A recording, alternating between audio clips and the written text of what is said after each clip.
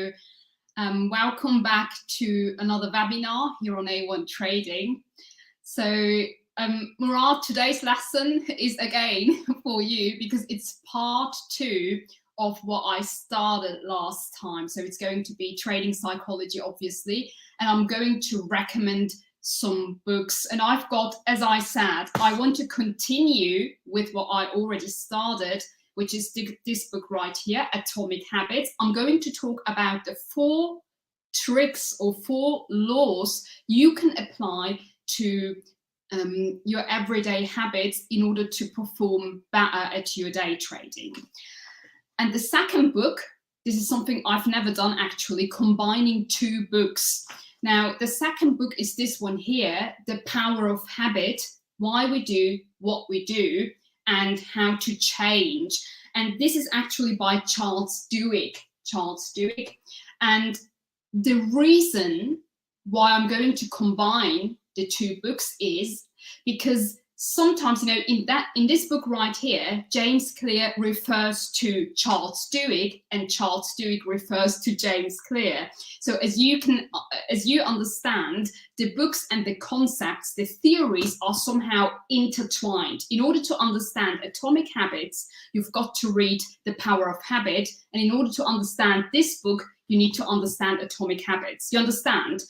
And only the full picture will give you some sort of support in order that you can change your own, you know, habits and become a successful day trader.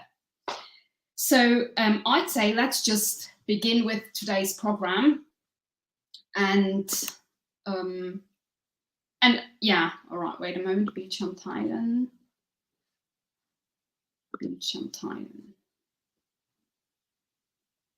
Oh, here.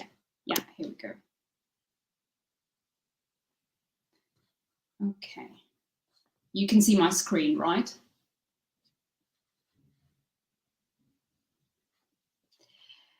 Okay, where are we here? All right. Now, guys, this is what I want to do. I want to explain to you the habit loop. That means, you know, look, if you want to change something, if you truly want to become a professional day trader, you really need to understand your actions, and this will take time. For example, I have another book with me here from which I am going to read 1 sentence today, but later, not now. This is the book, and if you want me to do a book review on this one, The New Trading for a Living by Dr. Alexander Elder, he is a doctor, he's a psychiatrist, and even though he is a psychiatrist, nonetheless, it took him 10 years or so to fully understand trading and to become, you know, and then he says, and then he started to become, you know, profitable. So it's going to take some time. But today we're first of all going to focus on the habit loop, right? And then later on, we're going to analyze what tricks exist in order that you can change your behavior, the toxic ones, you know, the ones that lead to the fact that you blow up your trading account, or you know, if you don't feel very well with trading, etc. And then we're going to learn something about establishing good habits and breaking bad habits. So you may be thinking, well, what does this have to do with me, guys? Or what does bad habits have to do with me? Now, let me tell you one thing. If you are someone who is, you know, over trading every now and then, if you have not a clear idea, or if you sometimes just don't set a stop loss or set your stop loss incorrectly, or if you lose patience, or if you have no concept of what it means that 90% of trading is waiting, if you stare at candlestick patterns, if you take trades based on one particular pattern, or based on indicators, or based on fundamentals, then this course today is tailor-made for you, because all of what I have just mentioned are basically bad habits, isn't it? And first of all, we're going to learn, and I will come back to this one later, we're going to learn how this habit loop actually works. What is the overall structure of actions, all right? And then we're going to learn how to reshape them. Now, before I start, last time, you must remember this slide. And if I were you, if I were a good student, I'd definitely take notes, because that's not going to help you. If you don't take any notes, right, how are you going to reflect on the mistakes you keep repeating? Now, you must remember this slide here, because last time we talked about tiny changes and how important tiny changes are. And I'm going to say something about this. Tiny changes are important because tiny changes are initiated by habits, right? I mean, repetition of habits, and tiny changes, they are like the compound interest of your actions. And the funny thing is, an accumulation of tiny changes has a beneficial effect on different areas of your life. Now, sometimes people say, well, 1%, that's not a lot, isn't it? I mean, that's true. 1%, changing 1% only. Well, the thing is, the idea is that it's not about changing one thing, right?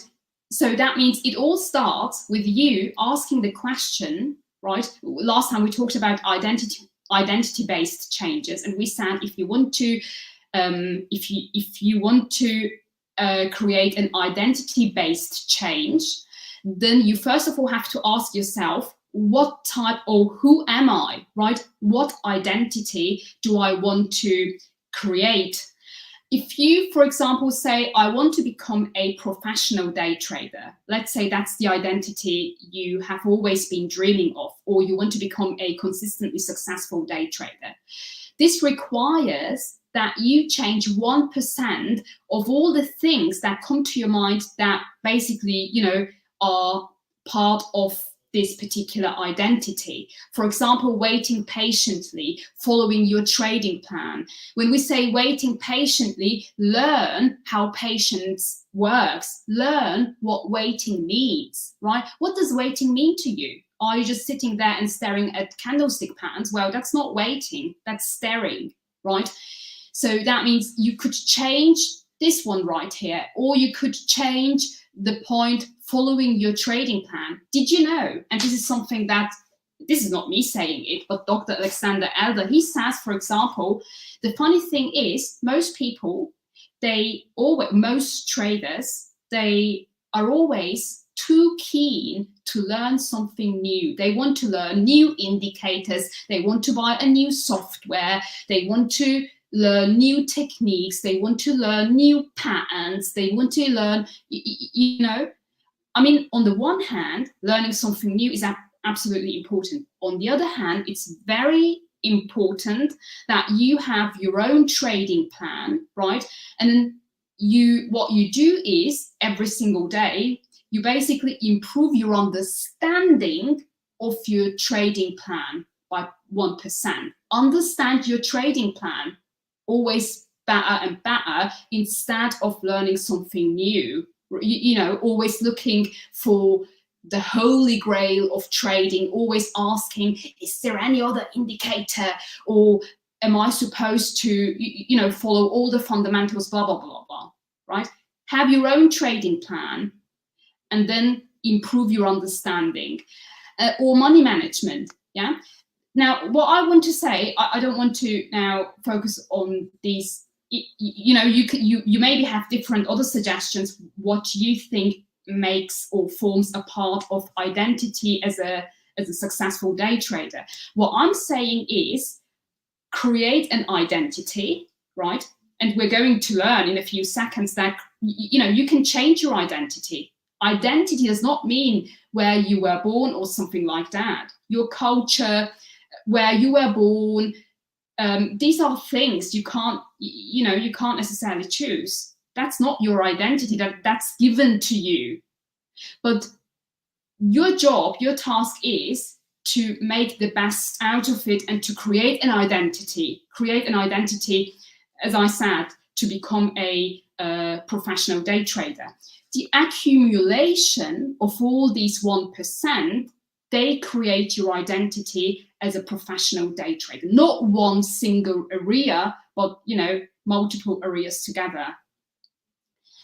You can only create one identity. You are a professional day trader. That means everything in your life is somehow connected to this. You understand? For example, meditation. I meditate regularly. So one reason why I meditate at a specific hour in the evenings is because I train, or I used to train back then, right? I wanted to teach my brain showing up. Yeah, showing up is important as a skill, right? This skill is also something that is later on important when you do your trading, right? So that means these are a couple of things. Some other people, for example, what I know, right, Muslim people, they have the 5 prayers. So what you could do is you could take that, yeah, that's just an example.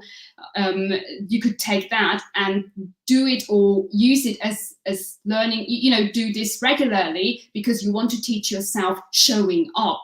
You need to, as a day trader, you need to learn this, because sometimes I hear people saying, well, I feel so frustrated and I feel so sick because, I'm not that successful, blah, blah, blah. I can tell you the journey of becoming a day trader, that's going to take a very, very long time. So that means you need to learn somehow being resistant, or showing up if you're serious about becoming a day trader, right? This is something we talked about last time. And then what we also said, this is also what we did last month, right? Changing is not easy because only half of the time do intended behaviors actually occur. That means we need a plan. And today I'm going to give you later on a plan that can actually help you to have your, or to change certain habits. And then the problem is, or the focus is, that we need the right system. We need the right process. So the problem may seem to be quite complex, but there is a solution. And the key to change is it starts with understanding the structure, the pattern of your actions. Every action, every habit, the ones that lead, you all have experienced this. Sometimes you take these reasonable trades, the ones that lead to, reasonable gains, or even if you lose money, you don't lose awful lots of money. And then you've got those days when you trade terribly, right? So that means understanding, and there is a reason. This doesn't happen out of the blue unexpectedly, right? So that means there is a structure, there is a pattern of all your actions. So let me start now with The Power of Habit. As I said, the books look quite similar to each other. I mean, the title as well, Atomic Habits, The Power of Habit. Well, it's about habits. So now, first of all, this is a model. Why I love, look, read this book if you just can't understand what a habit loop is, because this book explains in all the chapters, the book basically has basically one purpose. Atomic Habits has multiple purposes, where James Clear gives different pieces of advice, etc. But this book is only about understanding the structure of your habits, right? So this is what I first of all want to summarize, because if we do understand what the structure is of your good habits that lead to gains, and of your bad habits that lead to the fact that you blow up your account, etc., we then can basically apply the 4 rules given by James Clear. Now, this is a very simple model how your habit loop looks like, how you act, right? We always have a cue, a trigger. That means something that makes you react in a certain way. A cue, a trigger, something that initiates the beginning of an automatic reaction. For example, a trading chart, patterns, right? A pattern, for example, sometimes people say, yeah, I saw a particular pattern, and based on that pattern, I took a trade. Yeah. So the cue, the trigger is the pattern. You understand? So something that initiates, this is the beginning of a particular action. The routine, and let me tell this already to you, the routine is the most important part. Yeah. The routine is what a synonymous expression for routine is your habits, right? The things you do on a daily level. And that's the reason why in both of the books they say, if you know, identity means the things you do every single day. You are the person, your identity is reflected in your actions. Now, the routine, or as I said, a synonymous expression for this would be habits, are the automatic actions. And then you've got the reward. That means, in other words, that basically means, what are you truly craving for? Yeah, what is the urge? What is the urge? For example, the urge could be, I mean, we are all traders, right? We're all day traders, I assume. So we've got the urge to make money, obviously, isn't it? I mean, why would you be trading if you were not interested in making money? It's all about money and making a lot of money. I think this is quite an important urge. We need to admit it. I mean, we all want to make a lot of money with trading. This is a craving we have. And guys, good news is you don't need to change the craving. You can have any craving you want to. You can have that urge. It's absolutely all right to have that particular urge to make a lot of money with trading. What you then do, what we change is the routine. So as I said, so the reward, another word for reward is, what are you truly craving for? Now, the problem is, or not a problem, but you need to be aware of, sometimes people say, can you help me with, or people come to me and say, or they leave a comment, they basically, you know, say, I keep blowing up my account and I have no idea how to change it. Could you please help? The problem is, this sounds now very spiritual, the problem is the answer lies within you, because there isn't one formula for changing habits, there are thousands. Because you as an individual, you have your individual habits, you have your individual thoughts, etc. And that's the reason why there are thousands of approaches how you can actually change a particular habit. And now the specific or the important part is more that you first of all really do understand the structure. And Charles Duhigg suggests, and that's the very first step you take, you first of all have to understand that there is a cue, a routine, and a reward. You don't need to change the reward, and this is something that Charles Duhigg mentions in his book, as well as James Clear, and that's the interesting part, isn't it? They both say you don't need to change the craving, because you will always have a certain craving, but what you can change is you could change the cue, right? And you could change, or you should definitely change the routine, right? Because one craving, guys, can be satisfied by different routines. Let's say you have the craving, right? Murat, let's say you have the craving, the urge to make a lot of money with trading. Now, your routine could be that you end up over trading. That could be what you do to satisfy your urge, right? You have the urge, I want to make a lot of money. Your reaction is, I overtrade. This is one possible answer, which usually never leads to a certain result. What you can now do is, and this is what I'm going to explain to you later on, because in the book, there is a recipe how you can experiment with different routines to find the perfect routine for you. And or let's say you've got the urge to make a lot of money, but your routine is you place your stop loss reasonably, you know a lot about money management, you take care of the gains, etc. You don't overtrade, you're a picky trader. That means you don't take every single trade, you know, you reflect very well, etc. Blah, blah, blah. That could be also a reaction. You understand? So that means one craving can be satisfied by multiple routines.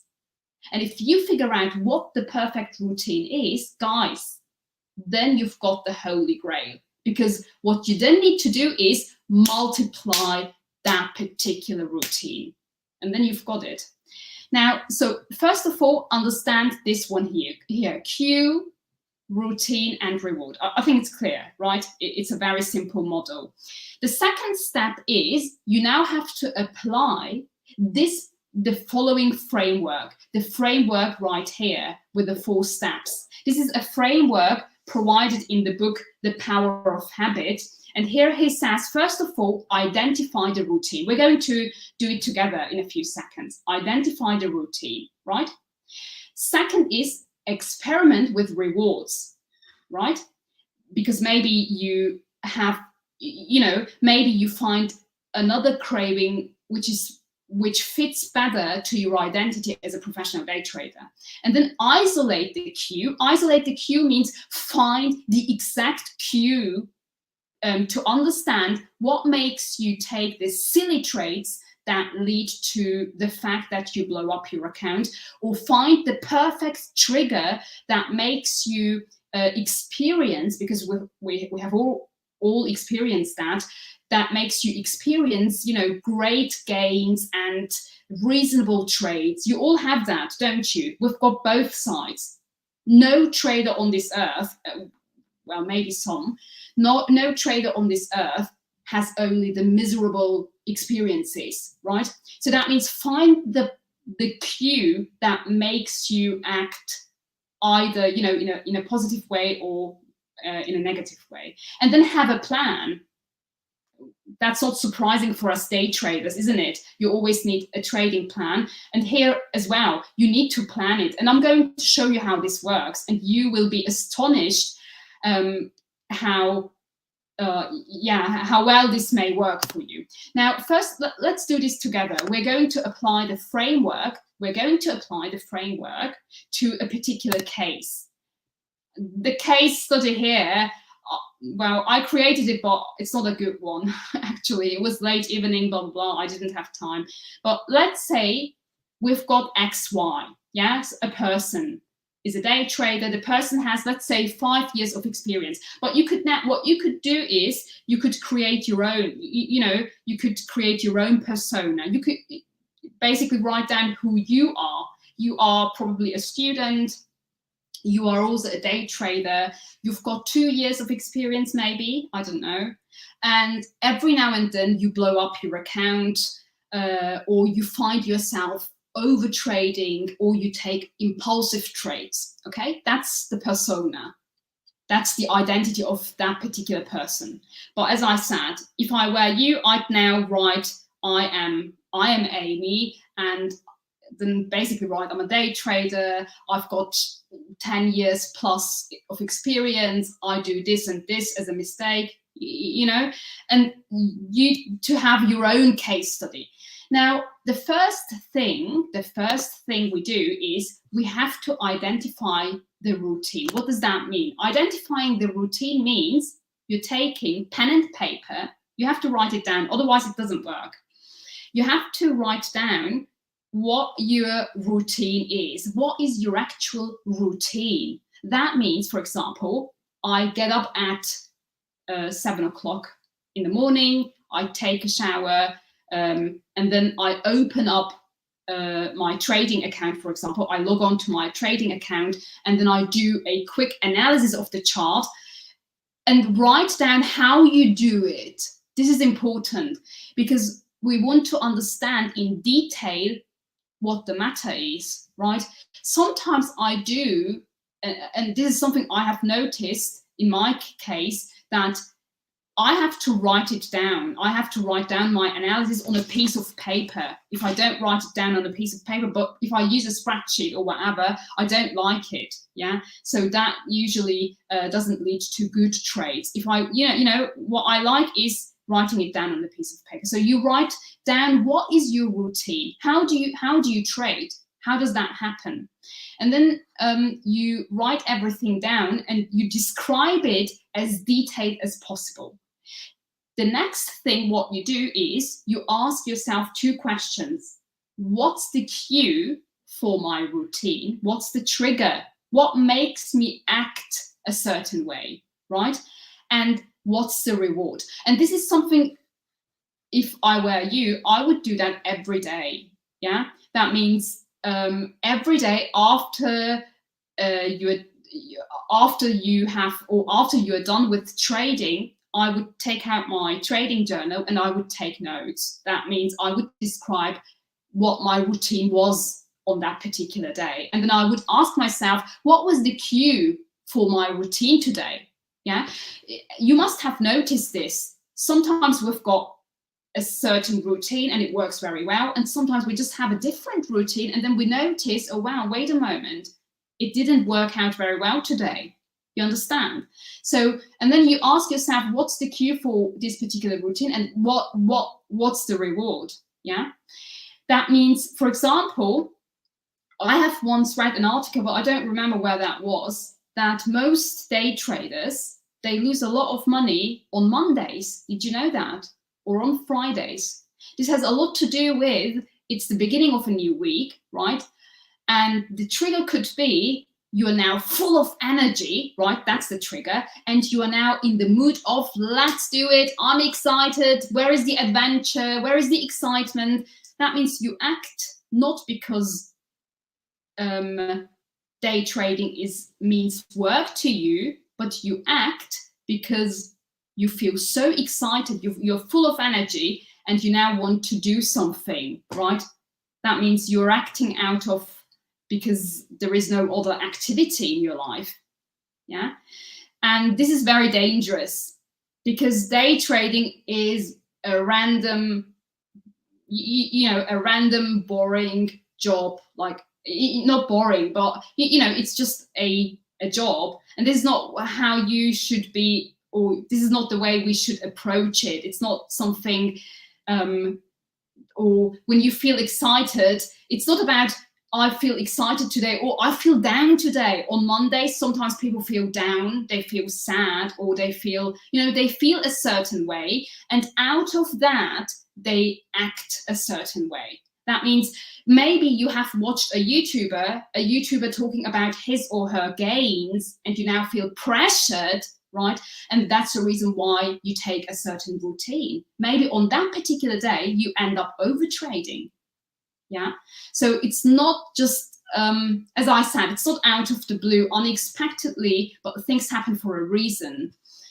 So the question is, what's the cue? And the next thing he suggests is ask the question, what's the reward? That means, what were you craving actually? What were you craving?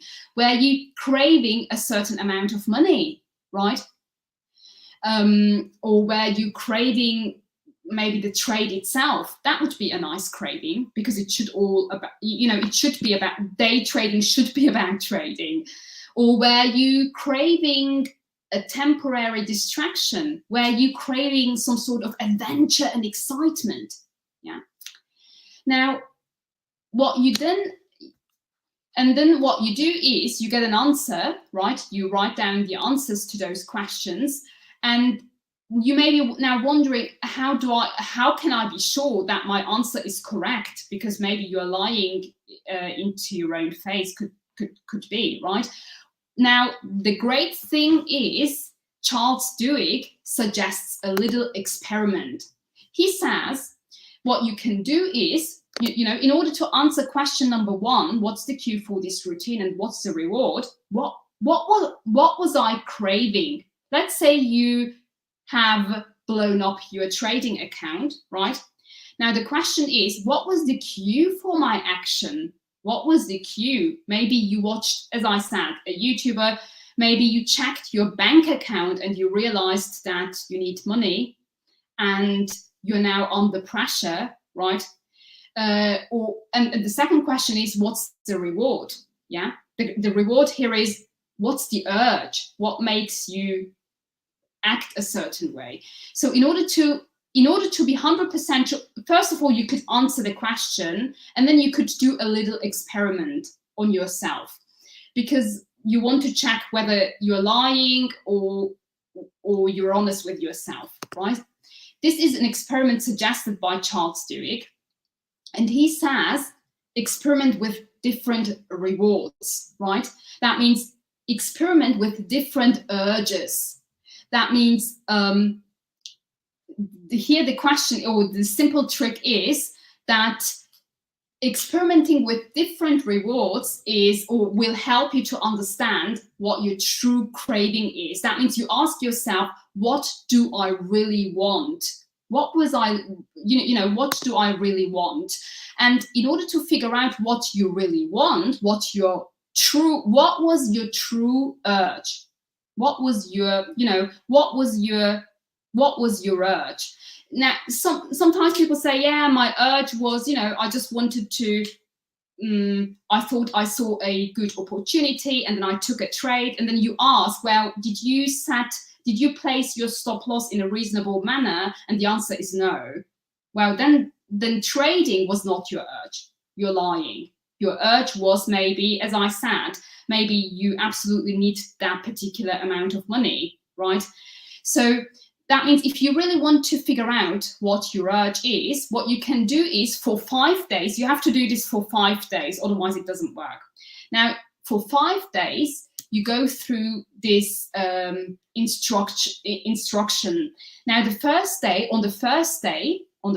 day, you focus on one particular urge. That means you assume, you have different hypotheses, right? Very scientific.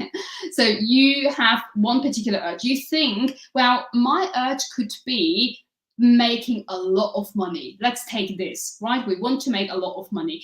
Is this my true urge, or is something else? Maybe you need something else in your life.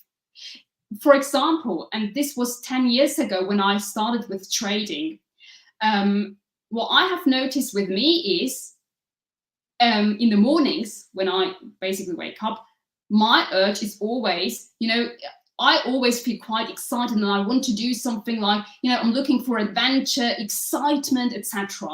And the funny thing is, if I then, open up my trading account and I start trading, that usually doesn't lead anywhere. So what I have implemented 10 years ago, right, what I started doing is I start my mornings with exercising, right? Or with meditation, depends on how I feel. But I get my excitement from somewhere else, right? It's not, we're human, we're humans, right? So we're human beings. It can be that you have an urge to feel excited. That's not wrong.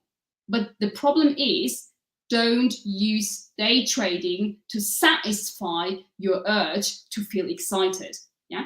And I can tell you, after satisfying this particular urge you have, you can then focus on day trading very well and much better. That means you have a certain urge, right? You write it down, what it could be. You reflect, oh, it could be this, right? And then what you do, and that's important now, that's important, you react differently to your urge. That means every day, on day one, you react in a certain way. You've got the urge. You have to take always the same urge, right? Let's stick with the urge to make a lot of money. I've got the urge to make a lot of money. Routine number one is, routine number one is, I place my stop loss reasonably, right? And then I see what's the result. The result's not that good, blah, blah, right? So I discuss and I see where this leads. Day number two, still the same urge, but a different reaction. You write down, I want to earn a lot of money with day trading. But this time you react differently. You overtrade. You take a lot of trades, multiple trades, different Forex pairs, GBP, US dollar. euro US dollar, CHF US dollar, blah blah blah. You know, different forex pairs, a lot of different forex pairs, and you end up over trading, blah blah blah. And then you see what the result is. Yeah, and then you do this for the next 5 days. You're doing this because you want to understand how you can satisfy the particular craving you have the best way possible. Yeah, this is what we're trying to figure out, because you've got a craving and you know yourself best. I mean, we all have certain cravings, usually, you know, a handful cravings.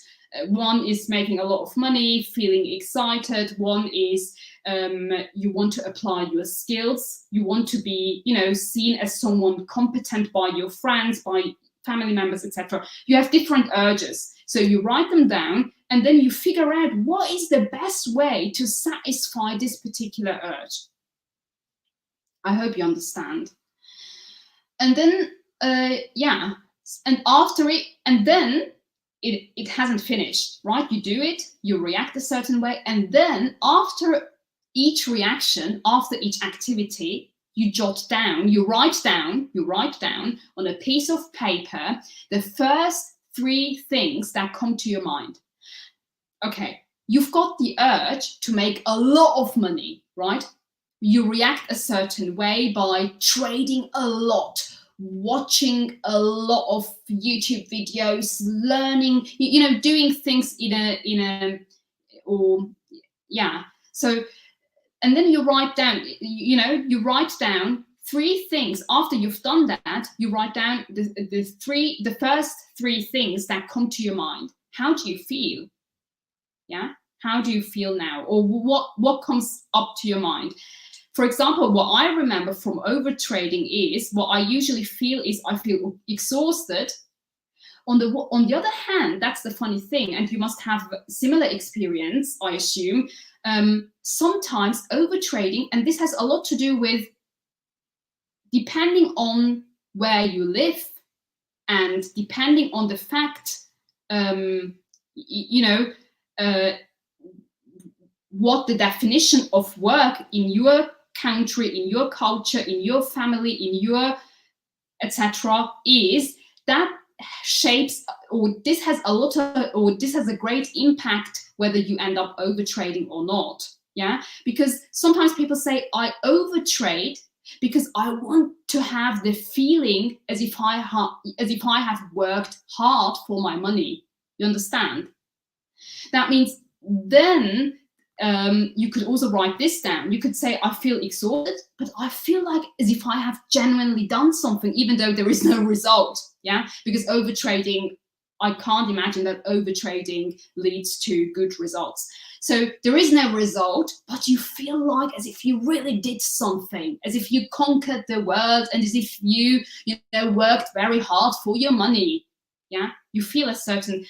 So you write these things down.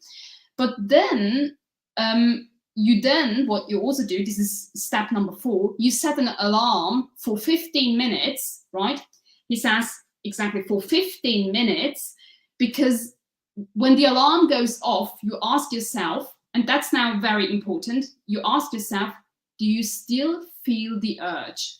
Because if you still feel the urge, that means the routine was basically not the right routine. It wasn't the correct routine.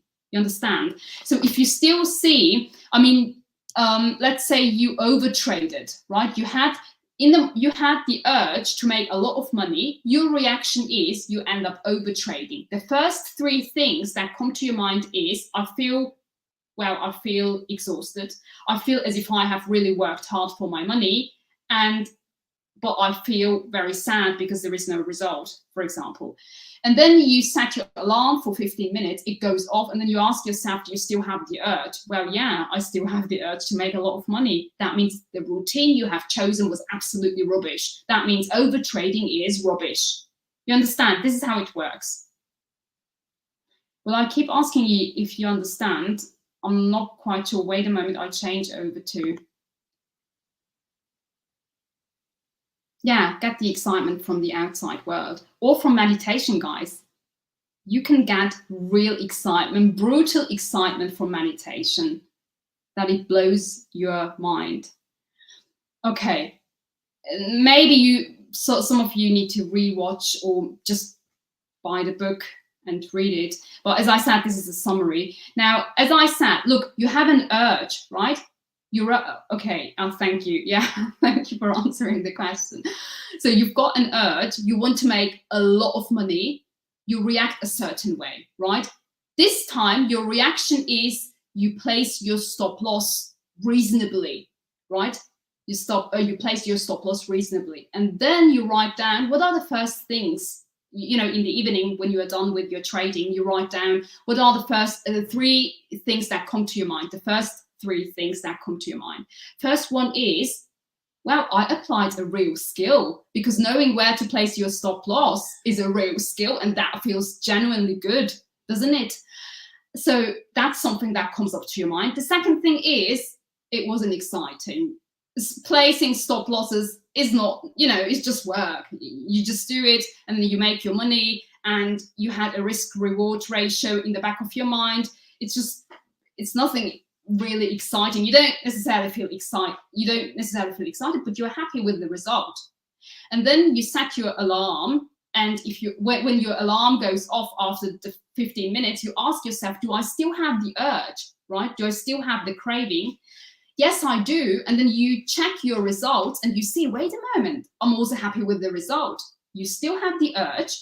Keep the urge. It's absolutely good. Keep the urge. Keep the urge. And then ask yourself, and then you see the result, and then you're amazed, because then you see, wait a moment, this routine seems to be satisfying my urge of making money with day trading. You see, and then you take, I don't have it with me. It's, yeah. I do have it with me now. The taste of my own medicine, right? It's in German anyway. So this is my habit tracker. So I have a habit tracker, and then I multiply the routine that satisfies the best my urge. Yeah. And then I just keep multiplying. And that's it. That's the holy grail. Yeah. Okay, but we just, I have to continue. Yeah, this is how it works. And I love it. It's a very scientific approach, guys, because you test different hypotheses, right? It's not just about, well, yeah, just change your routine, blah, blah. Come on, it doesn't work like this. And as I said, don't judge, right? Don't be harsh with yourself. If you have an urge, guys, that's all right. Then get your excitement from meditation, from the outside world, from exercising, from reading. Reading is also something that can satisfy the urge of feeling excited, or yeah, whatever. Okay, this helps you. This is an experiment that you can actually do in order to figure out what is the connection between reward, routine. Yeah, we haven't talked about trigger. What is the connection? And then you see, yeah, I don't have to repeat it. I think you got it. And then we are now talking about the cue, because that's a bit a difficult one, because now the trigger. Have you ever asked yourself, I am 100% sure, I'm 100% convinced, all of you who are here today, you must have experienced the days when you had these, juicy, very satisfying good trades, where you felt on top of the world, haven't you? And you must have also experienced, any trader has experienced that. Dr. Alexander Elder, he says, this is part of the game. You will be beaten down to your knees again and again. This is part of the game, guys. But then being beaten down to your knees is one thing, but then you need a plan. You really need to understand, as I said, trading psychology is not blah, blah. It's an actual thing, and you really need to figure out how to work on the mistakes you keep repeating. And he says, the funny thing is, here on page 11, he says, many losers, wow, very nice of him calling us traders losers. No, he says many losers think that they would trade successfully if they had a bigger account. And that's the reason why people run to prop firms.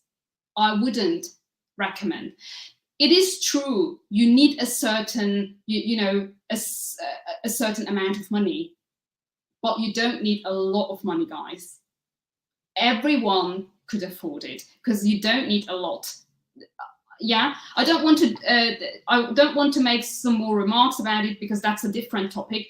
But the idea of if I had the bigger account, I'd be so successful. It's because I'm so poor, I can't afford it, and that's the reason why I end up blowing up my account. Guys, that's rubbish. And it's not me saying it. I'm really happy I found it in this book by Dr. Alexander Ellis. It's a doctor saying it. I'm not saying it. Yeah. And then people, get very upset when I say something about prop firms, but it's him saying it. And he says, trade with your own money. Trade with your own money. You need a certain amount, that's true. You need a certain amount, that's absolutely true. And we all started with very small amounts. Anyway, what you now have to do is, you now understand, I said, you do this experiment to figure out what's the reward, what's the routine, to find the perfect routine that satisfies your reward. What you now have to do, the next thing is isolating the cue. That means you have to identify the cue that makes you blow up your trading account. And that's difficult. It's difficult because usually, there are so many, or there is too much information, different cues bombarding us as our behaviors unfold. That means, we have so many, there is a lot of noise, not only on the stock market, but also in real life. There are cues everywhere, triggers everywhere. Some of the triggers, they make us act a certain way, and some of the triggers, they don't, right? So to identify a cue amid the noise, in the middle of all that, kerfuffle, you can use the same system as the psychologists do when they work, with their clients. And this is so interesting because this is described in this book, The Power of Habit. It is also described in Atomic Habits. They have exactly the same suggestion if you want to find the cue. If you want to find the cue that makes you overtrade or blow up your account, this is for you. Listen carefully now. All cues, or most cues, there are always exceptions, all cues fit into one of 5 categories: location, time, emotional state, other people, immediately preceding action. So what does that mean? What does that mean? I've got an example for you. Now, let's say you have once again, even though you worked very hard, etc., you have once again blown up your trading account. It's the end of month, you have no money on your trading account, okay? Now, what you can do now for the next 3 days, right? Not the next, do it from Monday to Wednesday when you actually trade, or yeah. For the next 3 days, go through these questions. Where are you? What time is it? Or if you want to reflect why you have blown up your account, then ask yourself, using the past, where were you? What time was it? What was your emotional state? Who else was around? And what action preceded the urge? Now, that means you have blown up. Let's say you're now sitting here and thinking, well, yeah, I have blown up my account yet again. Now, the question is, where were you? Sometimes people trade, sitting at their desk. Sometimes they trade. I always have to sit at my desk. If I trade somewhere else, I can't, for example, trade in the kitchen or sitting there at the table. It doesn't work for me. So that means, where were you? That's the first thing. What time was it? Was it maybe a Monday? Was it the first week of the month, or was it the last week of the month? Yeah. This is not a coincidence, guys. There is no coincidence existing. What time was it? Is the next question. Was it Monday morning? Was it the first week of the month? Was it the last week of the month? Etc. Yeah. And then the number 3 is, what was your emotional state? Well, maybe you were feeling bored, you were feeling excited. Both of them are bad, right? You were feeling bored, you were feeling excited, you were feeling pressured. Maybe there was a lot of pressure from, I don't know. Yeah. And then who else was around? Sometimes, I mean, I wouldn't be able to focus if there were other people, in my study room. That would be horrible. But there are people who say, I don't care, right? So that means, who else was around when you have acted a certain way that you have blown up your account? And I think, and the last one, I think that's crème de la crème, because that's the most important question. What action preceded the urge? Have you just watched a YouTube video? Have you maybe just watched someone else talking about his or her gains and then thinking, well, that's so unfair. I live here and I have no means to blah, blah, blah, right? Which is just an excuse. You can have multiple jobs, etc. Yeah, so you answer all these questions. Where were you, or where are you, right? What time is it? What's your emotional state? Who else is around? What action preceded the urge? And do it for the next 3 days. And guys, it's so simple. It will get clear which cue, which trigger made you overtrade and which trigger made you blow up your account. If you still have no answers after answering these questions, well, then I don't know. So, because the combination of urge, right, an urge, and the cue makes you act automatically. The urge is nothing bad, but the problem is, you are sitting here, right, and you've got the urge. You've opened up your trading account. You've got the urge to make a lot of money, right? And then there is the cue, and the trigger is maybe number 5, or maybe the trigger is number 3. Maybe the trigger is number 1. Where are you? Yeah. Maybe the trigger is number 5. I've just watched a YouTube video, and then you act a certain way. You understand? So the cue, and then you see, oh, wait a moment. I get triggered by social media, and that's the reason why I don't have Instagram, I don't have TikTok, etc. Because I don't want to randomly consume what is offered to me. I want to choose what I want to consume. If I'm looking for entertainment, I pick the videos I want to watch. I go to YouTube, etc. Or I pick the books I want to read. I choose what type of knowledge I want to, acquire. Because your mind is like a sponge.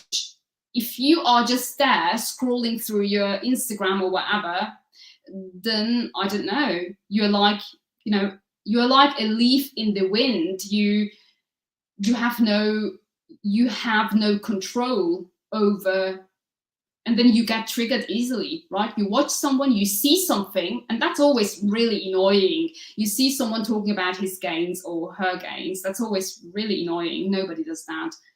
And then that triggers a particular routine. So that means answer these questions for the next 3 days, and you get the answer why you overtraded this month, right? You must know, I'm sure you all have some sort of, or you remember, you must know, when you evaluate this month, do it. Evaluate this month and ask, What were the days I wasn't satisfied, and what were the days I was satisfied with?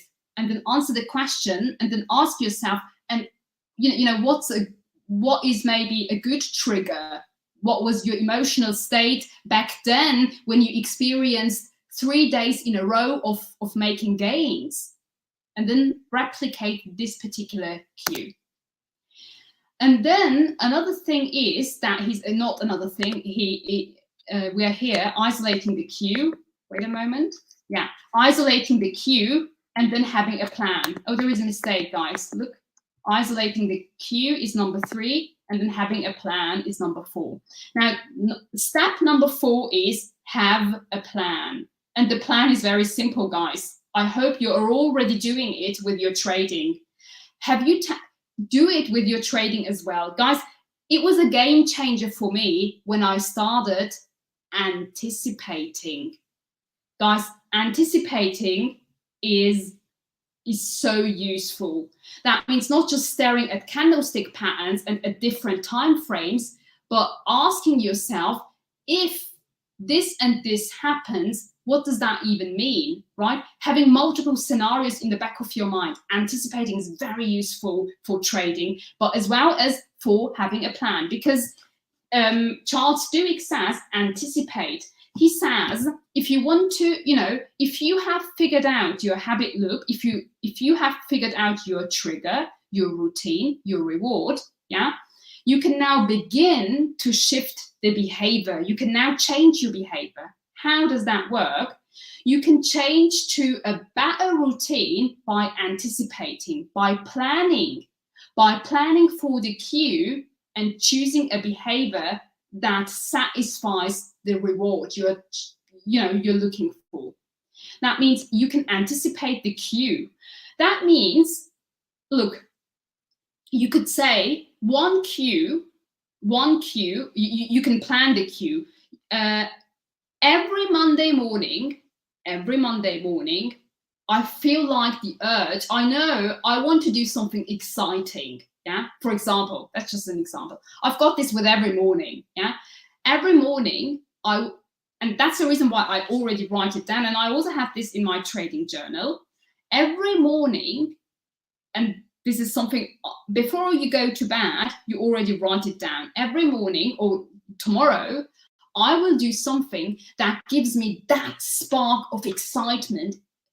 And then I will open the chart, I will analyze it the way that it satisfies me and plan my trades ahead. So you are somehow programming your brain. Yeah, this is what he means, or in a nutshell, this is what he describes when it comes to having a plan. So that means you're already writing as if it were already happening. Yeah.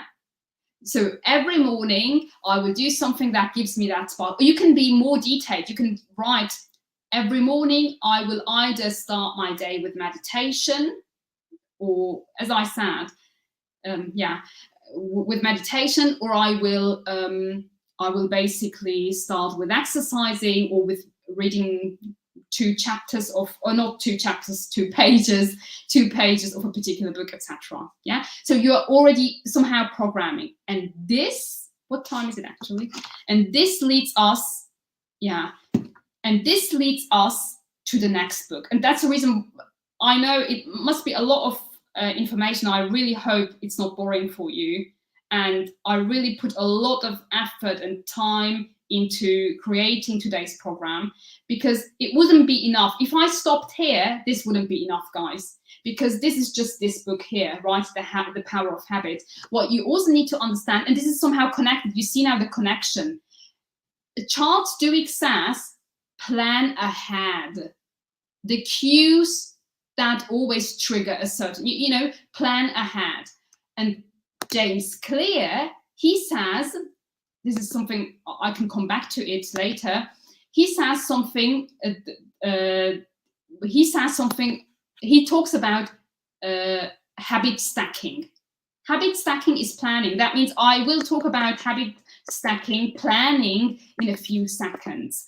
Now, atomic habits, and as I said, I will mention the most important concepts covered here in Atomic Habits. for you to fully understand everything. Because after I've read this book, right, Atomic Habits, I had the impression, well, that's not enough. I still have questions. And then all my questions were answered in the book, The Power of Habit.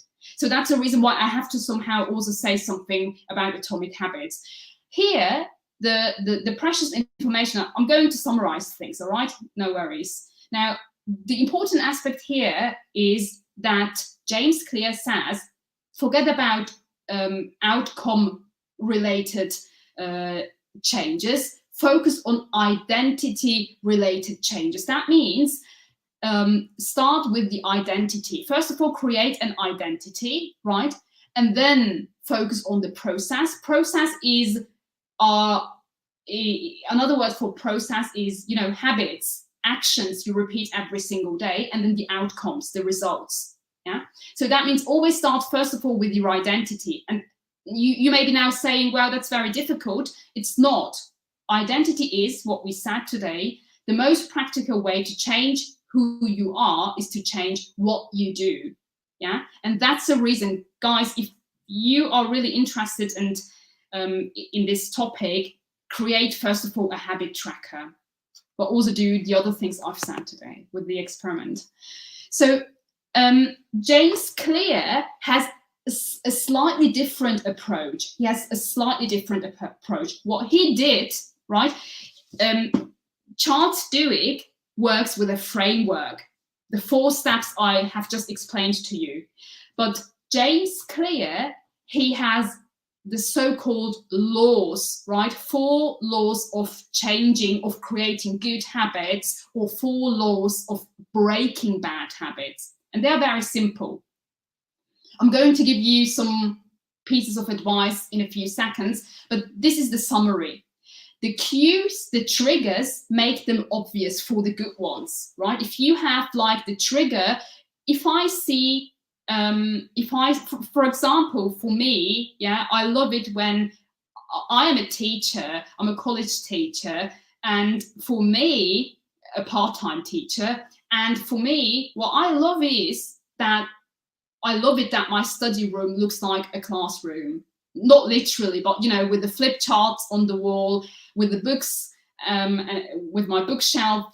And so that means these are the cues that trigger motivation. I can focus much better, etc. So that means make the cues that trigger a good habit, make them obvious. I'm going to talk about it in a few seconds.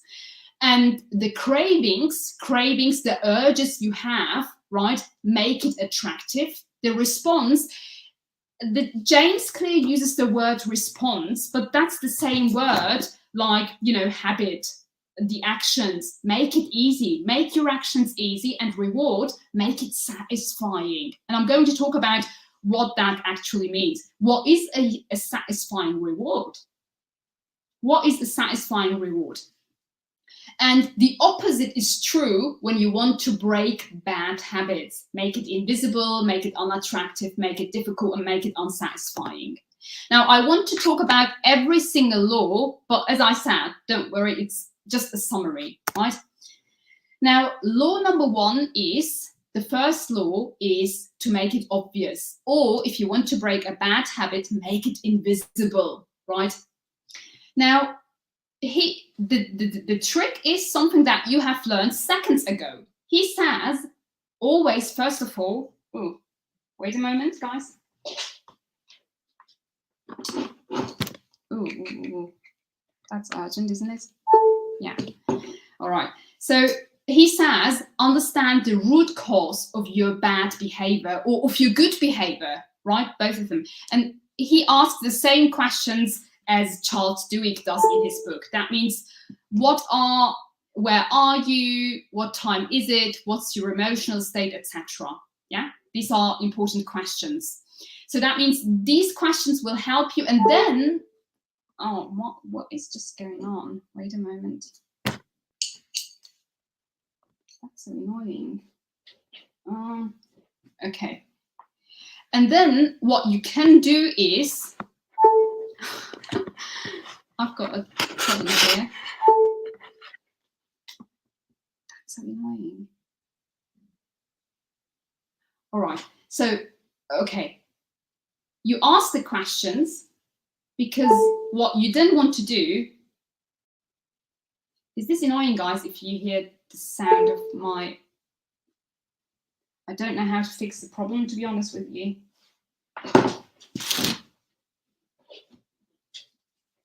Wait a second. That's really annoying. Wait a moment.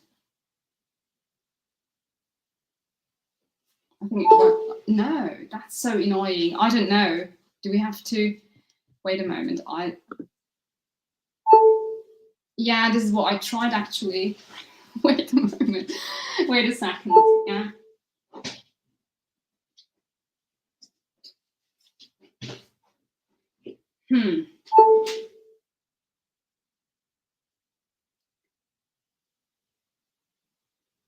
But can you hear me? If I just continue talking, can you still hear me? Or isn't that annoying?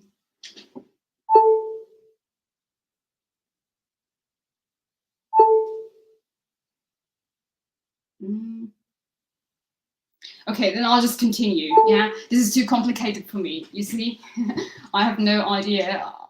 When it comes to technical problems, I'll just continue if that's okay for you. I'm so sorry. That's really annoying now. I don't know why. Just give me a second. Give me a second again. Okay, guys. Seconds ago, I explained to you the questions, right? Where are you? What time is it? What's your emotional state?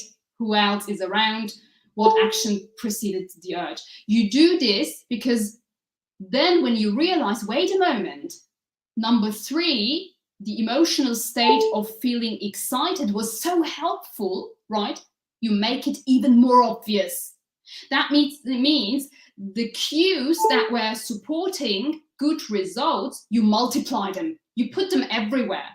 I love being surrounded by books, so I multiply them. I've got books here in the study room. I've got books in the living room. So there are books in this house everywhere, literally everywhere, because they give you, or they give me or they make me feel just, comfortable, and my mind is always busy with day trading, because as I said, your identity, there is only one identity. You can't be a day trader and something else. You're a day trader.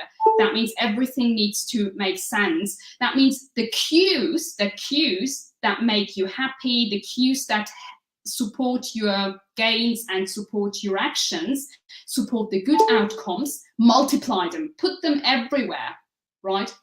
And the cues that lead to the fact that you blow up your account or that you feel miserable, etc., just eliminate them, make them invisible. Yeah. For example, if it's really annoying for you being triggered by Instagram and TikTok and whatever exists out there, just make them invisible. Make them invisible. And then there is something I've always wanted to talk about, because I think after I learned about habit stacking, my life basically changed. I sound like a scammer right now, but this is basically true. Habit stacking. Habit stacking is so useful when you want to make the cues that are helpful, when you want to make them visible. And this the funny thing is, it comes actually from a French philosopher, Diderot, and that's the reason why you call it Diderot effect, right? And Diderot, he himself, he was a lot, influenced by great French philosophers like Voltaire or Jean-Jacques Rousseau, etc. So he says that he is, I'd say, he is the founder of momentum trading, is what I would say. Well, he describes that, the introduction of, for example, he said, I've got this definition from the Forbes magazine, because it's quite, summarized very well. He says the introduction of a new possession into a consumer's existence will often result in a process of spiraling consumption. It will have a spiral effect. That means, let's say you start reading books, right? You start reading books, and this creates a chain reaction. That means reading books requires that you are concentrated. Yeah, you need to be focused. You can't think of something else while you're reading, so you need to be focused, right? That means this can have a chain reaction to your trading. That means you will be better focused, for example. That's the reason why today I said, do meditation, or different religions have some sort of, and I'm not trying to manipulate you or whatever, but what I know from Muslim people, they have the 5 prayers. So 5 prayers or meditation, whatever it is, teach your brain showing up, because showing up is something important for day traders. You need to learn, no matter what happens, no matter how hard this game is, if you are serious about becoming a day trader, guys, you need to learn showing up, no matter what the pain is. If you have no money left on your day trading account, well, then get multiple, side jobs, and but still show up in the sense of trade with your demo account, etc. Showing up and being, resilient is something you can learn when you do your meditation every single day on, at the same time, at the same hour, for example. Yeah, showing up is an important skill. That means, he says, momentum, right? He talks about chain reaction. He says if you have one thing that is very useful, it can trigger a chain reaction. That means for you, the point is of the Diderot effect, the point is that human behavior follows exactly this cycle. You don't do things out of the blue. You blow up your account because of things that happened before. You often decide what to do next based on what you have just finished doing. Maybe you just finished watching multiple people talking about their gains, right? Maybe you checked your bank account and this made you take, rubbish trades. Maybe you felt not seen and heard and appreciated by others, and now you want to prove the world that you've got all the skills, etc. Yeah, that means the funny thing is that we follow a chain reaction instead of not choosing and just being pushed into a chain reaction. Plan your chain reactions. Plan your chain reactions, guys. Do this before you go to bed. Basically write the whole chain reaction you want the next morning. You may be now thinking, well, that's not a good plan, because then you are no longer flexible in your mind. That's not true. This is scientifically not true. That means now the habit stacking, right? What you can do is you can basically program your brain. This is much better than just waking up and thinking, well, let's see. Yeah, that's much better.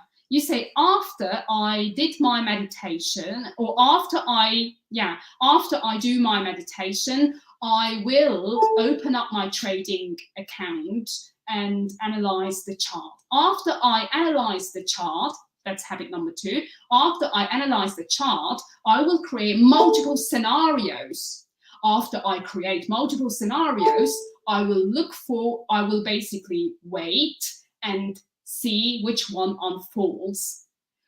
After I wait, I take a trade based on blah, blah, blah, blah. You understand? So you create habits the night before, and then you wake up, you're no longer a leaf in the wind, but you decide what you're going to do. You understand? So that means you create your own chain reaction.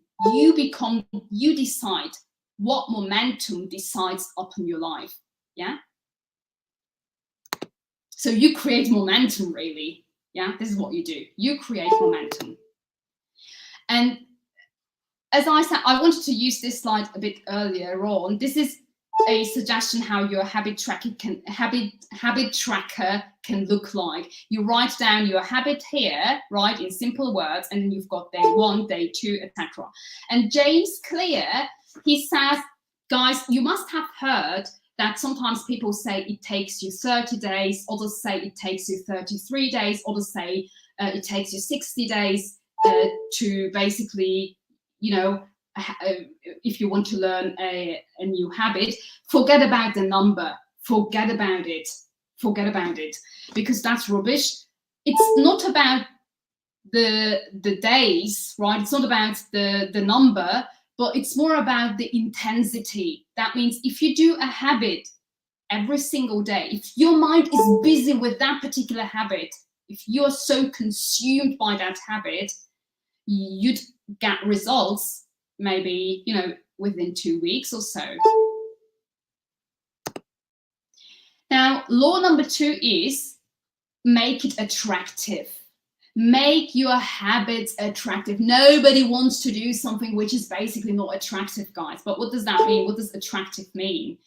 Now, one of the secrets to sticking with a habit, as I said, is asking yourself to act, is asking yourself to act at the right time. Or in other words, there are 2 pieces of advice here when he says, what does it mean to make your habits attractive? Using stop loss must be attractive, or your brain will refuse to use stop loss. What does that mean? Well, guys, or maybe stop loss is not a very good example, but creating, sometimes people say, I just took a trade, you know, I opened up my trading account and I just took a trade. Well, it would make more sense to analyze it in detail, having multiple scenarios, anticipating, etc., and then taking a trade. So creating a plan or having a trading journal is not attractive for most people. That means the attractiveness depends on 2 factors, time and environment.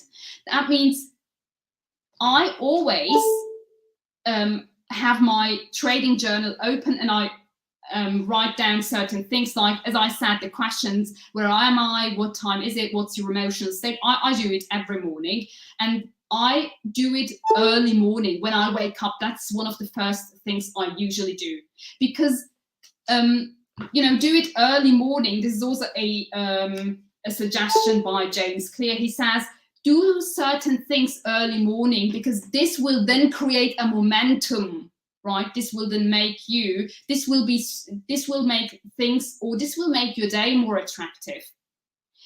Yeah.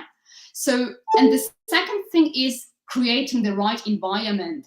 This has a lot to do with multiplying. This is something I already said. Multiply the cues that support you and eliminate, literally destroy the cues that don't support you, like maybe jealous friends or friends in general, right? A lot of noise going on, people having their opinion, sharing their opinion with you, what they think about day trading, for example. That could also be very annoying. And then basically create your own environment. Doesn't matter where you live. You could live somewhere where, I don't know, where life is a bit more difficult, where you have, you know, a lot of political things going on, blah, blah, blah. It doesn't matter. Guys, you could live on the streets and you could still create the right environment. It all happens in your mind. So create the right environment, have the cues that support you to become a professional day trader, have those cues, multiply those cues. And then law number 3 is make it easy. That means the habits you want to imply, make them easy. Creating, or, you know, having a trading journal can be quite an effort. but make it easy. Just that means don't have complicated spreadsheets. Just, you know, take a book or take a paper, a piece of paper, and then write down. You structure the thoughts you have. You even don't need anyone telling you what you have to write. I mean, on the one hand, you need to write down your analysis, your scenarios, anticipating, blah, blah, blah. And then you write down some of the teachings you have heard today, maybe, right? And then you are good to go. Writing it down will provide already a benefit. So that means make things easy. If you want to learn showing up, right? If you want to learn to become more resilient and showing up, have everything you need for your meditation already, you know, make it already or prepare it ahead. Don't use the tools you need for your meditation when you really have to meditate. You understand the thought? Yeah. So that means make it easy. And then he says, walk slowly. Guys, take baby steps, but never backward. And that's important. Never miss twice. If you have zero tolerance when it comes to your goal to become a successful day trader. And then law number 4 is make it satisfying. And this is, I'd say this one is brilliant. Make it satisfying. What does that mean? I mean, is it satisfying for you to have in the back of your mind that one day in 30 years or in 40 years, you'd be the richest billionaire out there who made his money or her money with day trading only? I mean, that's not very satisfying because it's not happening right now. You are in your 20s, 30s, whatever, right? That's not satisfying. I mean, you even don't know whether, you know, whether you will live another 30 and 40 years. You understand? That's not satisfying, having like the vision, oh, in 30, 40 years, it will really pay off. That means that's the reason why start already focusing on the result of a habit. That means, how do you feel when you use, that's so annoying, when you place your stop loss reasonably? How does that make you feel? That makes you feel as if you have applied a real skill, guys, because it takes a real skill. And people say, where do I place my stop loss? Guys, you've got a brain. You don't need anyone to tell you. Well, it's always nice when people can share their experience, but I can tell you one thing. You have to make your own experience, and you need to figure it out your own. I mean, you yourself, you have to figure it out. Asking people, that's not going to help. This is not how learning works. Then that means already ask yourself, how does that make you feel? Yeah. And that means already have a deep connection with your trading, in the sense of whatever you do, whatever habit you establish for you to become a professional day trader, already be very connected, in the sense of already ask yourself, how does that make me feel? Oh, all of a sudden, I feel so competent. Oh, and when I create a detailed trading plan with multiple scenarios, I feel excited. That means all of a sudden you start connecting emotions to very good trading habits, right? And this creates a positive, a positive result in the back of your mind or in your brain. And this, you know why this is a very good tool? I mean, the question, do you know why it is a very good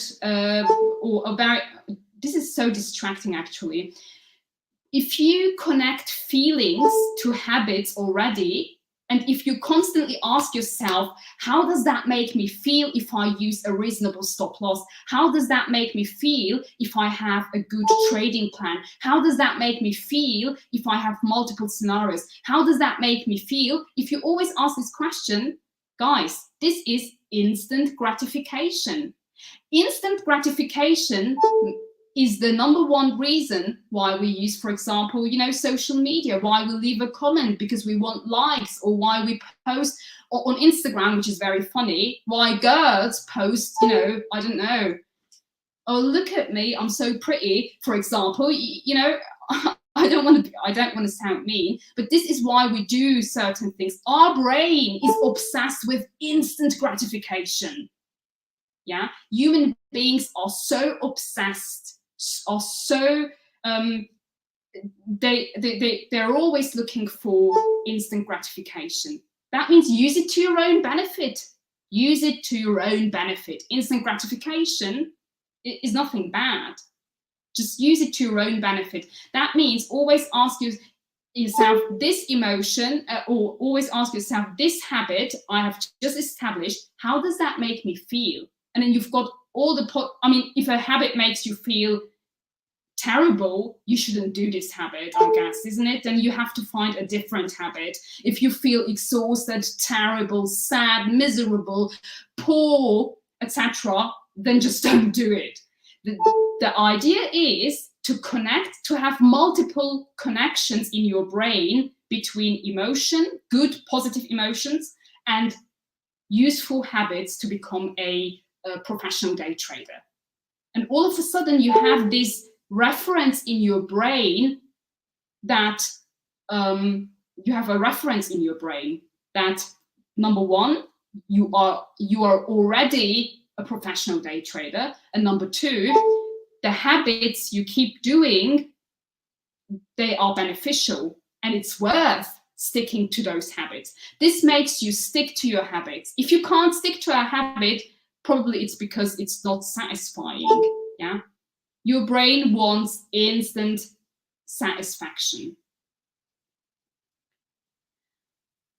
Yeah, that's it, guys. So this was some sort of a summary, and also I tried to make it clear, at least I tried, I'm not sure if this really worked, because the theories are not that easy. They are quite complex, to be honest with you. And as I said, I first wanted to come up with a part 2. I wanted to come up with a part 2 of Atomic Habits. And then I realized, wait a moment, that wouldn't be very honest if I just had Atomic Habits, because as I said, after reading Atomic Habits, I still had so many questions. I was like, but I don't understand this, I don't understand that. And then I've read The Power of Habit, and then I realized, oh wow, that's it. And that's a reason I combined 2 books. Exactly. As I said, so I would, as I said, for today and for now, I would suggest, and this is the reason why we've got this program here on A1 Trading, you just have to keep watching. I don't want to tell you more, right? I've now recommended, and this is what I would read now next month, I would go and buy the book Atomic Habits, right? Or just re-watch the video, because I've summarized every single point that I think is important, yeah? And the book, The Power of Habit by Charles Duhigg. These are golden, both of them. And the funny thing is, I said it right in the beginning, Charles Duhigg refers to James Clear, and James Clear refers back to Charles Duhigg. So they're somehow indirectly saying you have to read both books, right, to fully understand everything. Oh, that's rubbish today.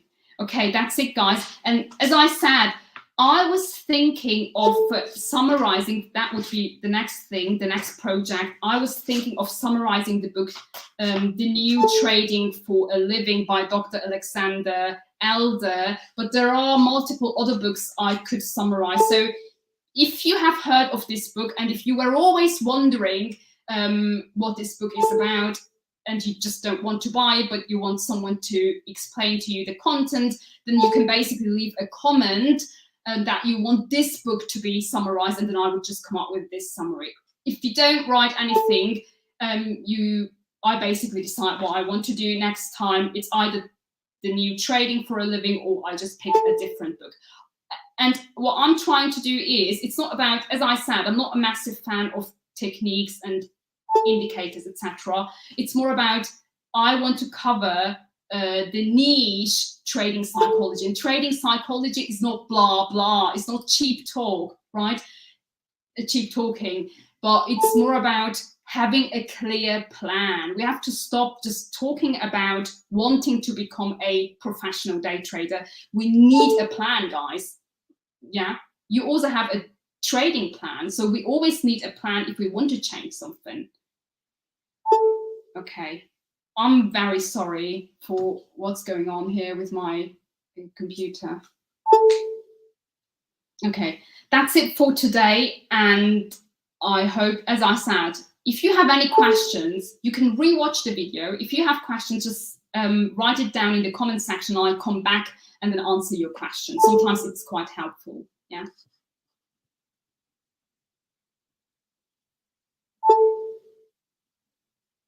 Yeah, I tried it, guys, but it just doesn't work. I'm sorry, but I think you said you were able to hear me, right? You could hear me. Okay, so I wish you a lovely evening or morning or whatever, right? It's evening here in Switzerland. And so have a great weekend. Evaluate, go through your trading month and evaluate, reassess, go through your notes, etc. Apply what you have learned in today's lesson. And yeah. Okay, take care, guys, and hope to see you next time. Bye, Murad. Bye, everyone. And see you next time, guys. Take care. Bye-bye. Take care. Thanks again for watching today's show. Our goal at A1 Trading is to continue to share free value to our audience through daily videos and articles, keeping you up to date with the latest market coverage. If you enjoy our content, make sure to subscribe for more. And remember to check the description below if you're looking for a new broker, trying to get funded, or looking for a trading community to join. From all of us at A1 Trading, have a great day, and we'll see you next time.